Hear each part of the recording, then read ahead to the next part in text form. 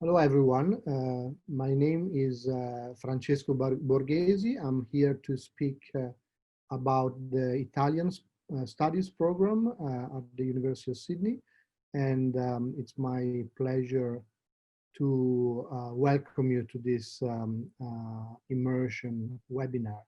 Um, I will be talking a little bit about our department, our program, and a few things about the Italian language in general.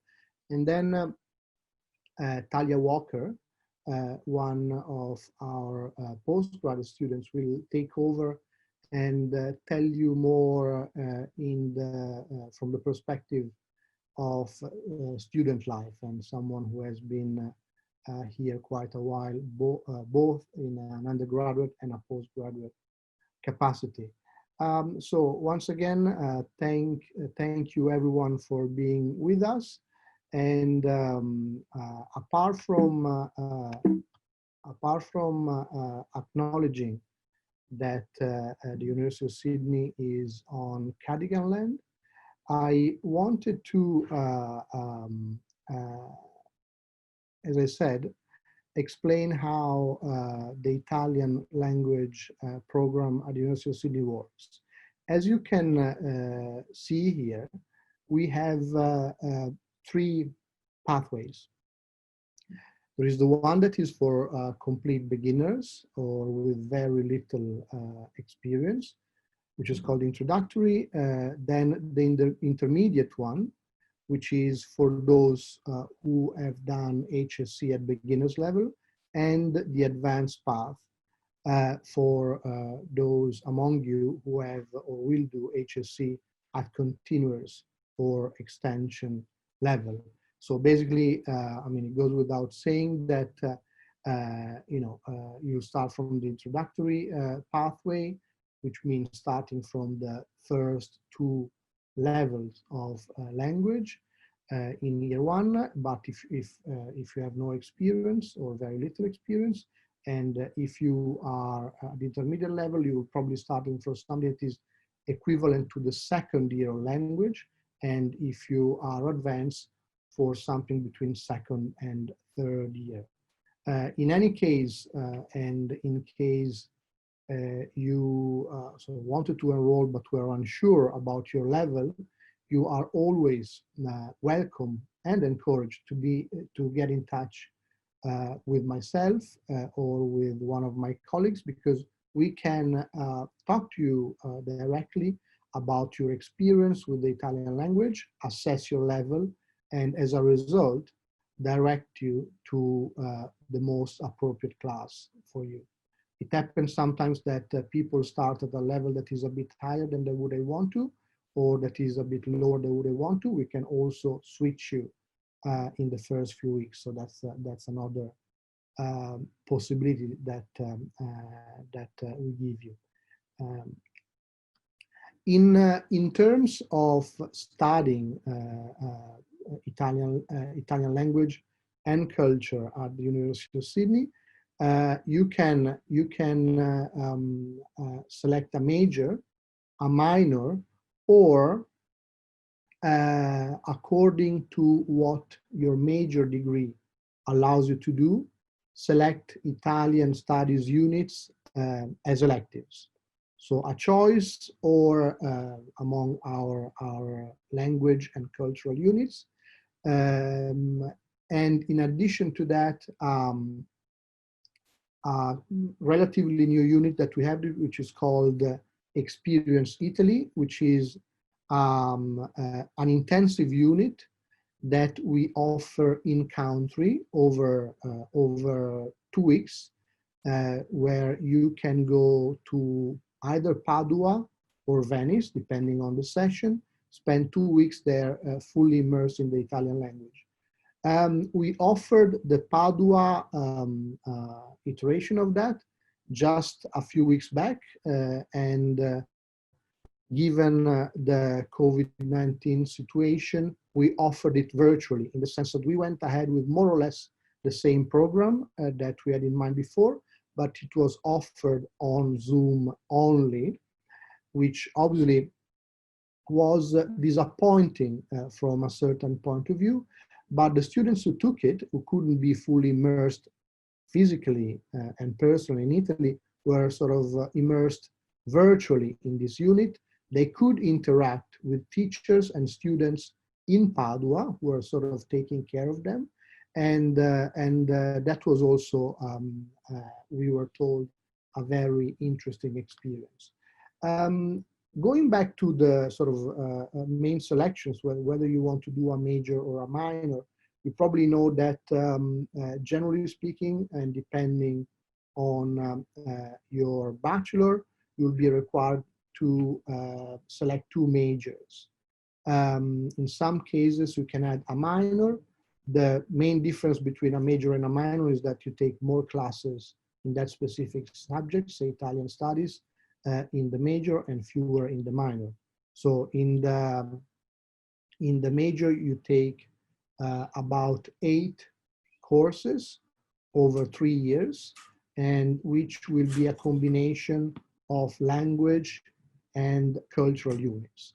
So this is an important distinction because obviously the department and the program offer language learning, that is language courses at beginners, intermediate, and advanced level, but it also, and not everyone knows that, offers cultural units, cultural courses. So we offer courses focusing on medieval Italy, on Renaissance Italy, on modern Italy, on contemporary Italy and the visual arts, on linguistics, the history of dialects, the history of Italian language. So there is a little bit of everything for everyone. And according to your entry point, remember the pathways, you'll be able to do more language courses to begin with, to get to the point where you can take the cultural units, or less if you start from the beginning, but keeping in mind that our cultural unit are, in some cases, are in English, so they are sort of open to everyone.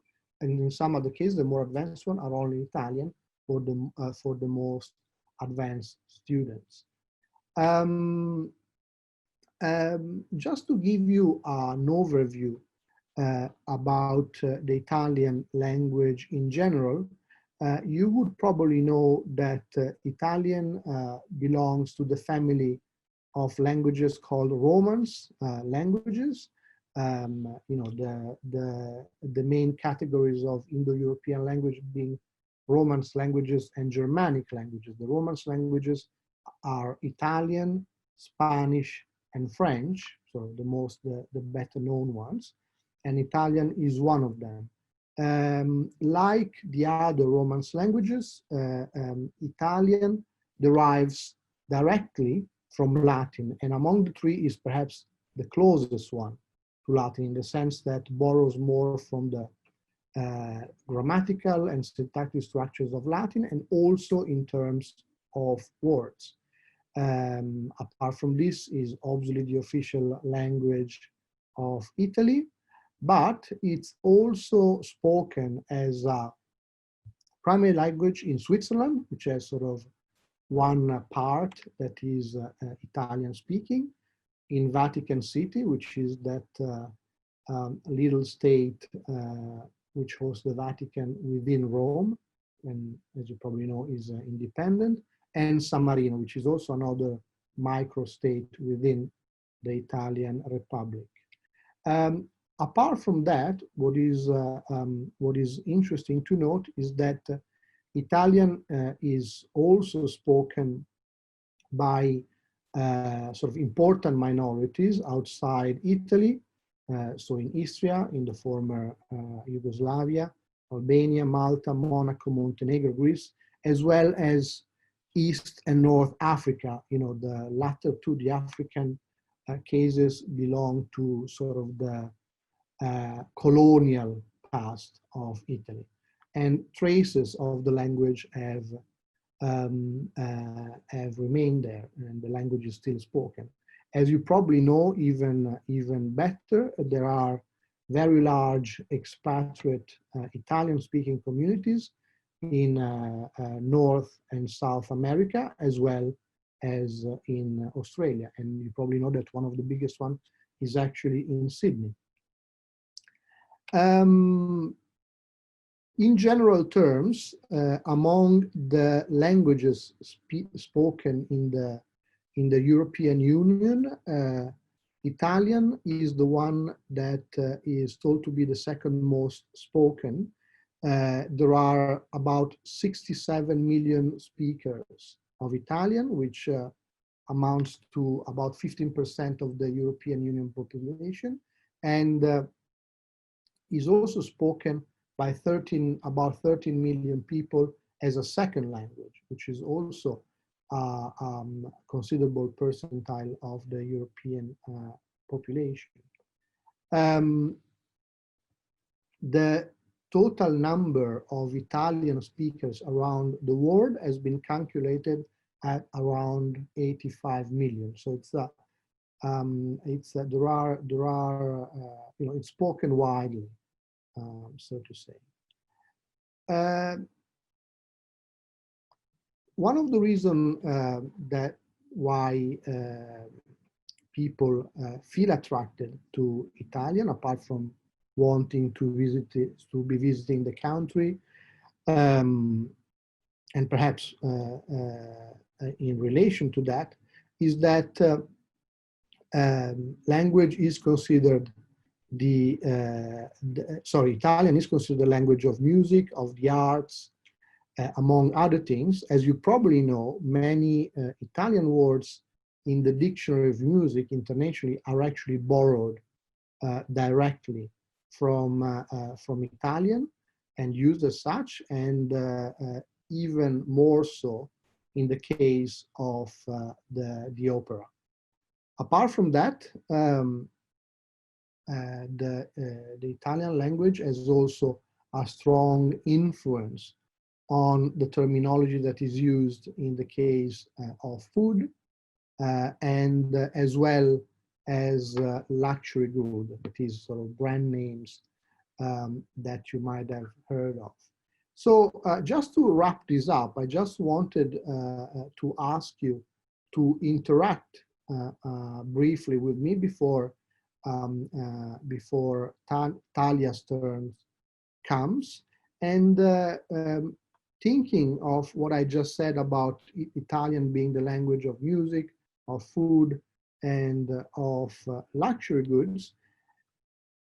Can you think of some Italian words that are belonging to any of these three realms? You can type your answers in the Q&A section, which you should be finding at the bottom of your screen. So if you can, please go.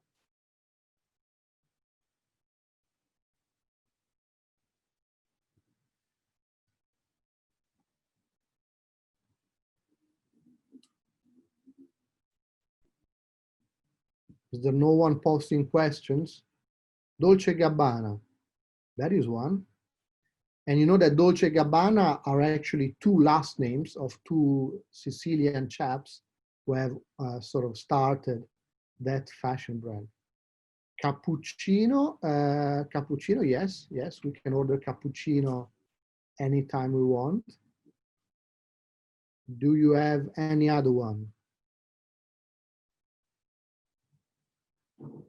Pasta. Lento, adagio forte in music. Yes, Versace, yes, one C only. Music, piano, forte, legato, allegro, perfect. Music is a fantastic example because most words are actually borrowed in the arias and so on, are borrowed from Italian. Anything else? Let's give me two more.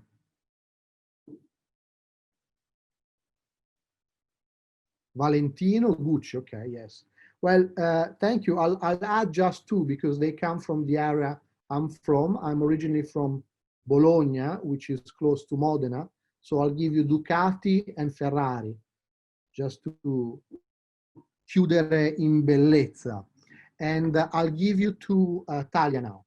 Good afternoon, everybody. As Francesco mentioned previously, I've been a student at the University of Sydney for quite a while. So I came in straight after high school and did a Bachelor of Arts Languages, majoring in Italian, English, and linguistics. And then I stayed on for an extra research year, which is called an honours year. And now I am back again to do my PhD in Italian studies. So I keep coming back. It means it's a good thing. I'm always here. So I came through the advanced stream because I had done the HSC in Italian studies. So I did the continuous course and the Italian extension course. And really entering university as a student of Italian studies, I sort of assumed that a lot of what I would be doing would be purely language based. But as Francesco mentioned, we have a whole range of really fantastic and really diverse cultural units as well. And I absolutely fell in love with these cultural units and fell in love with the diversity of things that I could study at university as an Italian student. And that's why I'm still here. I keep coming back. And aside from the study itself, I found that the academic staff was so supportive. As a student of Italian studies at Sydney, I really felt like I was part of a community. And I made fantastic friends in the class and also got along really well with everybody in the department. We have a whole range of extracurricular activities as well. So there's an Italian society on campus. And I was actually lucky enough to be the president for a year and also was involved with some other executive positions with that Italian society. And we would run pizza nights and have movie nights and all sorts of different events and go to Norton Street for Ferragosto and the Italian Festa. So that was really fantastic as well, to have that other element outside of your studies, which was linked to Italian culture and Italian language. Another thing which the Italian Society run is Caffè in Conversazione. So you can practice your language skills while enjoying a cup of coffee with your classmates and with people in other classes. So that was really fun as well. And that's still a thing which happens on campus. Another thing which I really enjoyed as part of my Italian studies was the opportunity to go on exchange. So I spent 6 months studying in Italy, in Pavia, which is in the north of Italy, near Milan. And that was really a transformative experience. To be able to use my language skills every day was absolutely a life-changing experience and really improved my language skills. I took all my classes in Italian, sat all my exams in Italian, and while it was a little bit terrifying, being there and making friends with Italian students and experiencing the culture was something which I will never forget and something which I am so grateful for. And it was a really transformative experience in my journey as an undergrad student. And then I suppose the only other things to mention, or sort of important things that I would mention that really influenced me as an Italian student, is the fact that I reiterate again that it is very much like a community, and you do receive so much support from the academics and from the other students, and that is something which I think is so wonderful to have and is so lovely when you're studying not only a language but a culture as well. And now I will pass on. I believe we are going to do a quiz. Okay, so the first question we have in the quiz today, multiple choice, is what is the name of the basilica which is within the Vatican? So you have 4 choices there: St. Mark's, St. Peter's, St. Paul's, or St. John's. So you can just choose what you believe to be the correct answer.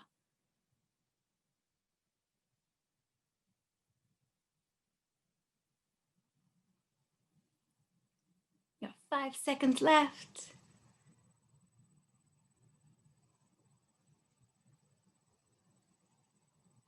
Also, oh yeah, most people St. Peter's, cool.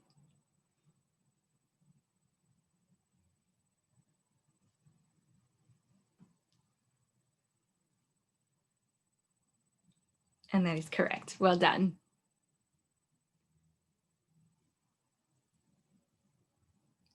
Okay, second question. Which Shakespeare play is set in the beautiful Italian city of Verona? So is it A Midsummer Night's Dream, Much Ado About Nothing, Romeo and Juliet, or The Merchant of Venice? So which of these plays is set in Verona?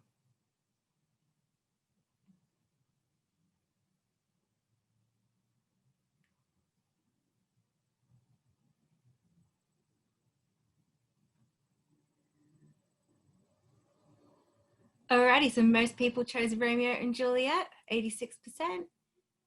And you are correct.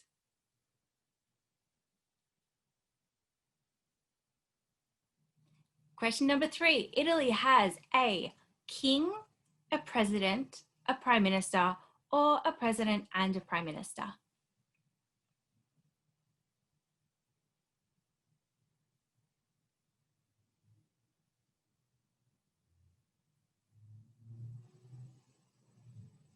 Ten seconds left on the clock.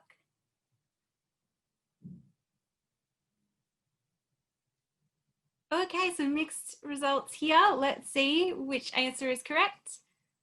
President and Prime Minister. The term bella figura literally translates to beautiful figure and means to be beautiful, to make a good impression, to be intelligent, or to cook well.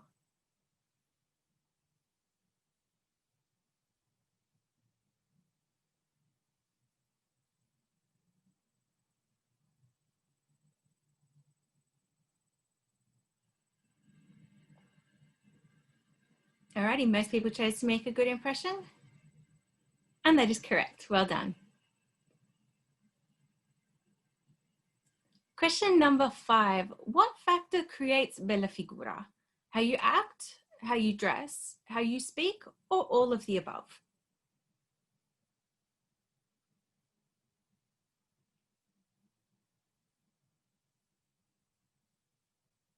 Okay, we're really quick with that one. All of the above. And that is correct. Well done. It encompasses all those things. The phrase in bocca al lupo literally translates to in the mouth of the wolf and means sweet dreams, see you tomorrow, good luck, or I'm really hungry.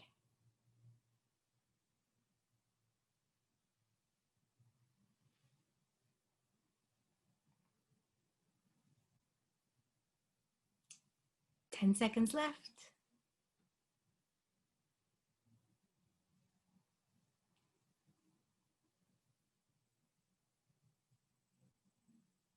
Okay, everybody chose good luck and you are correct. Well done. What is the appropriate response to the phrase in bocca al lupo? Should we say crepi, ciao, a presto, or aiuto?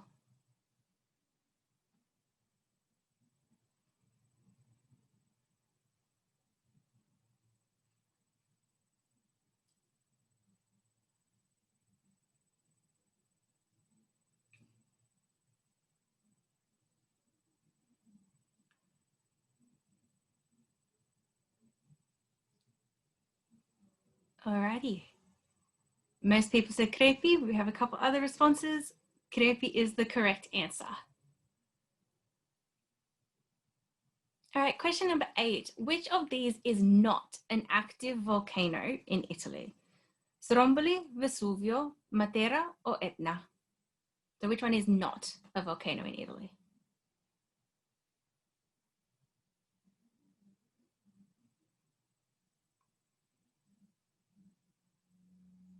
All right, 10 seconds left.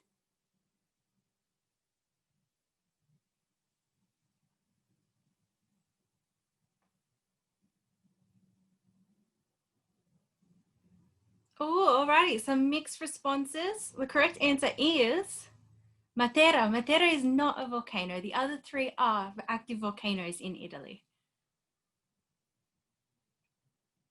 All right, and the final question. In which year did the unification of Italy occur? 1567, 1721, 1861, or 1901? Which is the correct year?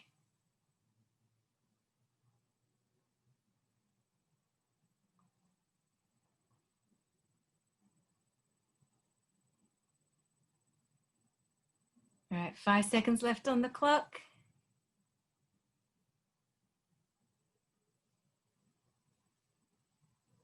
Oh, unanimous response. And the answer is correct, 1861. Well done, guys. Oh, yeah. Congratulations. So, well, thanks everyone for taking part in the quiz. You should know that if there is anyone who's got them all right, you win a Ferrari and have to get in touch with our administration to get it. You also have to enroll in our major, but we can discuss that later. As for your questions, I said in regards to the first one, exchange opportunities, I told you something about the possibilities we have with in Padua and Verona for intensive sessions, which are 2 weeks, usually run between January and February, and in July. In the last year and a half, we've run both each year, so we're planning to do so. However, the sort of the more official exchange is generally semester long, and it can be undertaken preferably in your second to third year, in one of the university which we are Sydney's partner with, and we have a number starting from Turin, if we start from the north, Milan, Bologna, Florence, Rome, and we have a number of others, Pavia, Venice, and maybe another couple that I don't remember. So according to your preference, you can apply to one of these exchanges. And usually if you don't get your first preference, which is likely, you might get your second. And you go study for 1 semester in that university. So that is immersive as well, because it lasts 6 months and you're doing everything in Italian. The different ways that you can study Italian are the ones that I described before. So I think I answered that question. So basically you can do a major, you can do a minor, or choose electives. The OLE, the so-called OLE Experience Italy, can actually be taken as an elective even by those who don't major or minor in Italian, because in enrolling in the new curriculum, which will be the curriculum you enroll when you start, you will be required to take 2 so-called OLEs elective, whichever major you're in. So you will have to choose one of these courses, and some of them are the language ones. As for the prerequisites, that of course depends on the level. In the sense, there are no prerequisites for the beginner's level, but all of the other levels will have the previous one as a prerequisite. So if you want to do intermediate, you have to have the beginners as a done, and if you do advanced, you have the previous one done as well. So that's, I think, about it. Once again, I thank you very much for partaking, and I hope to see you in the department and attending our major before long. And you're always welcome to email me to ask any question. My name is Francesco Borghesi, as you have seen in the first slide, and my email is francesco.borghesi@sydney.edu.au. So, and you can find me on the university website or by Googling my name. And please feel free to get in touch if you need to.